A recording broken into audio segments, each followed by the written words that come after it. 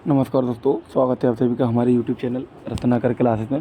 तो जैसा कि हम लोग यूपी टीजीटी के प्रैक्टिस सेट के बारे में क्वेश्चन देख रहे थे, जो ओल्ड ईयर्स यानी कि प्रीवियस ईयर पहले आ चुके हैं।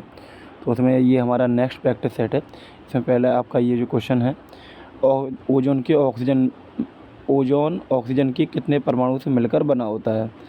तो आपको पता है ओजोन का फार्मूला O3 होता है। तो कितने ऑक्सीजन है? 3। तो बस इसका आंसर कितना हो जाएगा? 3 हो जाएगा। ठीक है, नेक्स्ट है यहाँ पर, नेक्स्ट क्वेश्चन देखते हैं।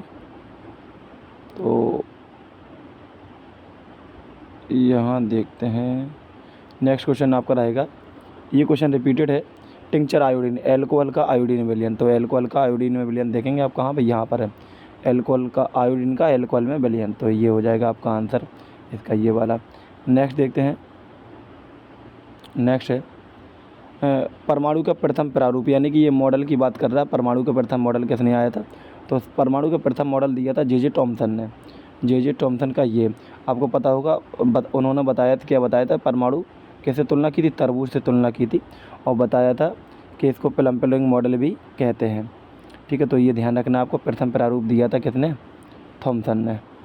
ठीक है, नेक्स्ट देखते हैं। नेक्स्ट क्वेश्चन ये नेक्स्ट है आपका, तो ये भी काफ़ी इजी है।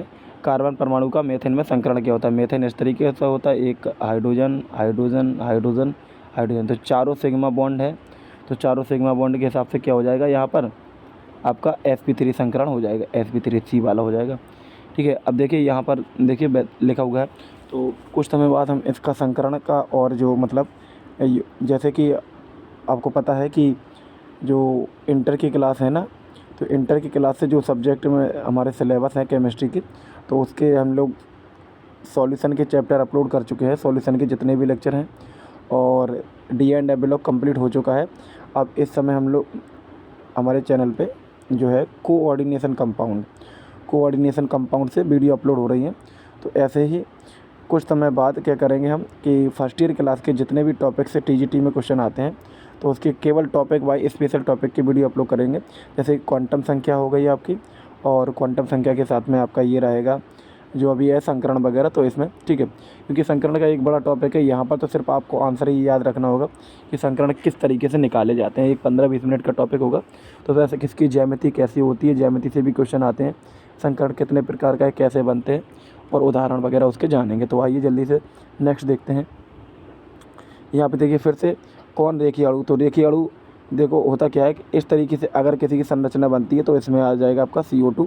तो आप देख सकते हैं यहाँ पे CO2 की संरचना इस तरीके से बनती है। तो ये देखिए रेखा के समान है, तो रेखीय संरचना होती है। और एक चीज़ और ध्यान रखना, इसमें H2O SO2 H2S, तो इनकी संरचना होती है B शेप में। आपको दिखा देते हैं, इसमें दिया हुआ है, ये देखेंगे आप। ये हो गई आपकी CO2 और संरचना, और ये हो गया H2O का SO2 का ये। तो आप देखेंगे B शेप में, ये देखिए उल्टी B बन रही है। तो B शेप में भी कभी कभी पूछ लेता है, तो आप इनके उदाहरण आप इनको ध्यान रखना। ठीक है, नेक्स्ट देखते हैं।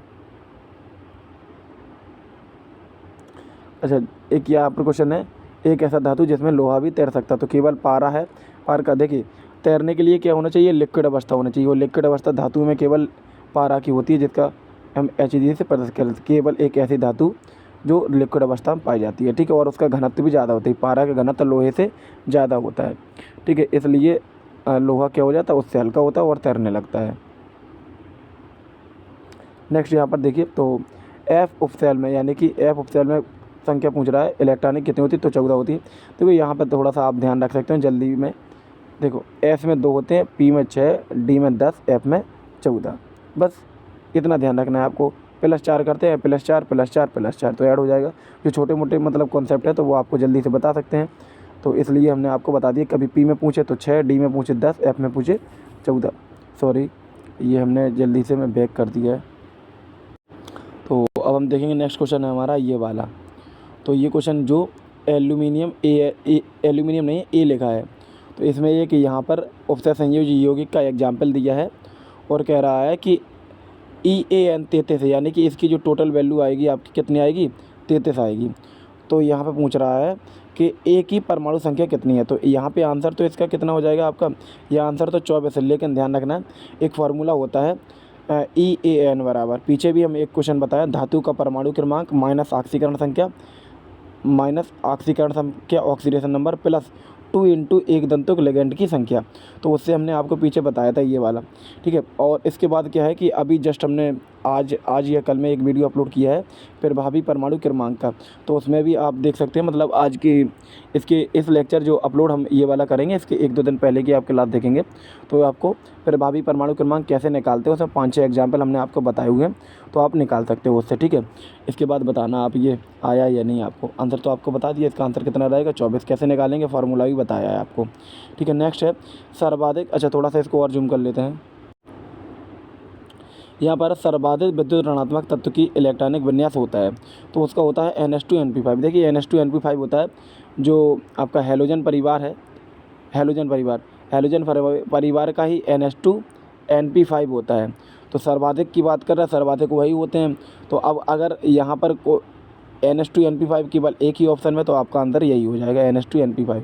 पूरे हैलोजन फैमिली का NH2NP5 होता है, बस थोड़ा सा चेंज हो जाता है, जैसे फ्लोरीन के में दूसरा कोष आ जाएगा और क्लोरीन में तीसरा आ जाएगा, ठीक है। तो इस तरीके से ये चेंज होता रहता है। नेक्स्ट देखेंगे आप यहाँ पर, तो नाइट्रोजन अणु में क्या होता है। देखिए ये बंद की बात पूछ रहा है। देखो कभी अगर डबल बॉन्ड कहीं पे बना है, पहले ध्यान समझेंगे, केवल सिंगल बॉन्ड है तो सिग्मा बंद बनेगा, और डबल बॉन्ड है तो एक सिग्मा बन जाएगा, जो बचेगा वो पाई, एक बचा एक पाई। अगर ट्रिपल बॉन्ड है तो एक सिग्मा हो जाएगा, ये दो बचेंगे, ये दो कौन सा बंद बनाएंगे, पाई बनाएंगे। तो नाइट्रोजन जो होता है ध्यान रखना है, एक बॉन्ड अकेला है तो सिग्मा बॉन्ड, दो है तो एक सिग्मा एक पाई, और तीन है तो एक सिग्मा दो पाई। तो नाइट्रोजन में ट्रिपल बॉन्ड होता है, एक सिग्मा दो पाई हो जाएगा। आंसर देख लीजिए आप कहाँ पर, एक सिग्मा दो पाई तीसरे वाला ऑप्शन है, तो आपका एक सिग्मा दो पाई आंसर सही हो जाएगा। नेक्स्ट देखते हैं। नेक्स्ट है एसीटोन को ब्लीचिंग पाउडर के साथ मिलाया जाता है तो क्या बनता है, क्लोरोफॉर्म बनता है, ठीक है। लेकिन इसके दो स्टेप होते हैं। पहले क्या बनेगा कि ट्राई क्लोरो एसीटोन, और जिसकी क्रिया कैल्शियम हाइड्रोक्साइड से करा देंगे तो क्या बन जाएगा, क्लोरोफॉर्म। खैर आपको सिर्फ इतना ध्यान रखना है, क्लोरोफॉर्म की ब्लीचिंग पाउडर से क्रिया कराने पर क्या उत्पाद बनता है, तो क्या बनेगा, क्लोरोफॉर्म। नेक्स्ट देखते हैं। अच्छा ये देखिए प्लांक की परिकल्पना के अनुसार, प्लांक से क्वेश्चन है, प्लांक की परिकल्पना क्या होती है, ये जो होता है म्यू के समानुपाती होता है। यानी कि प्लांक कहते हैं कोई मतलब जो फोटॉन होता है ऊर्जा का उत्सर्जन या अवशोषण सतत ना होकर असतत होता है, और एच म्यू के पूर्ण गुणक होता है। तो ये वाला आपका आंसर हो जाएगा, असतत एच म्यू के बहुपूर्णांक में विभाजित होता है, ठीक है।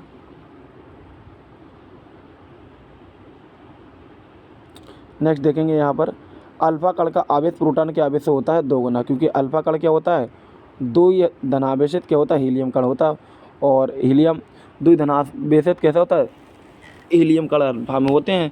तो जब दो हैं धनावेशित तो कितना हो जाएगा, 2 गुना हो जाएगा। तो ये नेक्स्ट क्वेश्चन देखते हैं और देख लेते हैं जल्दी से ये क्वेश्चन। निम्नलिखित में किसका व्यास सबसे कम है। देखिए व्यास की बात करेंगे तो देखिए व्यास के लिए होना क्या चाहिए, आप इसमें देखेंगे, इसमें एक मिनट यहाँ देखते हैं, यहाँ पे कॉन्सेप्ट लगेगा थोड़ा सा समझ लेना आप। इसमें इलेक्ट्रॉन की संख्या 10 है, इसमें इलेक्ट्रॉन की संख्या 10 है, इसमें इलेक्ट्रॉन की संख्या 10 है, इसमें इलेक्ट्रॉन की संख्या 10 है, लेकिन प्रोटॉन देखेंगे इसमें प्रोटॉन 8 ही है। इसमें ऑक्सीजन की बात करेंगे तो प्रोटॉन, तो देखिए जो व्यास या त्रिज्या निकाला जाएगा वो 10/8 हो जाएगा, इसमें 10/8, और इस वाले में देखेंगे तो 10/11 हो जाएगा, क्योंकि जो हम लोग निकालते हैं त्रिज्या वो क्या हो जाएगा, इसका रेशियो निकालते हैं, ठीक है। और ये इसमें देखेंगे एल्यूमिनियम तो 10/ कितना हो जाएगा, 13 हो जाएगा, ठीक है। इसका एक रेशियो निकाला जाता है, तो त्रिज्या का रेशियो निकालना होगा Z/E, ठीक है। तो Z/E जो आपको बता रहे थे वो थोड़ा सा उल्टा हो गया, कैसे करना है, Z/E मतलब प्रोटॉन ऊपर रखने हैं, जैसे सोडियम का निकालेंगे, सोडियम में प्रोटॉन कितने होते हैं 11 हैं, इलेक्ट्रॉन कितने 10, तो ये रेशियो निकालेंगे। तो रेशियो जिसका सबसे बड़ा आएगा तो ठीक है, तो क्या लेकिन सबसे कम की बात करें तो सबसे कम आप आएगा आपका एल्यूमिनियम। क्यों कम आएगा? क्योंकि देखो इलेक्ट्रॉन इसमें भी 10 है, इसमें भी 10 है, इसमें भी 10, इसमें भी 10, लेकिन प्रोटॉन की बात करें सबसे ज़्यादा प्रोटॉन किसमें है? आपके एल्यूमिनियम में। प्रोटॉन कितने हैं इसमें? 13, और इलेक्ट्रॉन कितने हैं? 10। तो आप ये Z/E वाला आप फार्मूला लगा सकते हैं। फिलहाल फार्मूला लगाने कोई यहाँ पर ज़रूरत नहीं है, ठीक है। आप ऐसे ही निकाल लेंगे कि जिसमें क्या हो जाएगा, वैल्यू आप देखेंगे यहाँ पर Z/E कितना आ जाए, Z का हो जाएगा आपका 11/10, इसका आ जाएगा 13/10।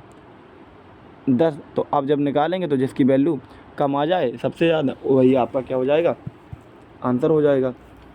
तो वैसे इसमें ये फार्मूला लगाने की कोई ज़रूरत नहीं, बस Z/E रेशियो निकाल लो आपका काम हो जाएगा, ठीक है। तो निम्नलिखित में किसका ब्याज सबसे कम होता है? तो एल्यूमिनियम का ब्याज सबसे कम हो जाएगा आपका, ठीक है। दूसरा बात, आप प्लस से भी लगा सकते हो, इसके ऊपर 3 प्लस है, ठीक है। तो जितना ज़्यादा प्लस चार्ज होता है, ठीक है, वैसे तो इनका साइज़ तो इससे बड़ा हो जाएगा इन दोनों से, क्योंकि माइनस वाले का साइज़ बड़ा होता है अगर समान इलेक्ट्रॉन की संख्या है, और प्लस इन दोनों में देखेंगे तो इन दोनों में प्लस वाले का कम हो जाएगा, ठीक है, और सोडियम का ज़्यादा हो जाएगा, ठीक है।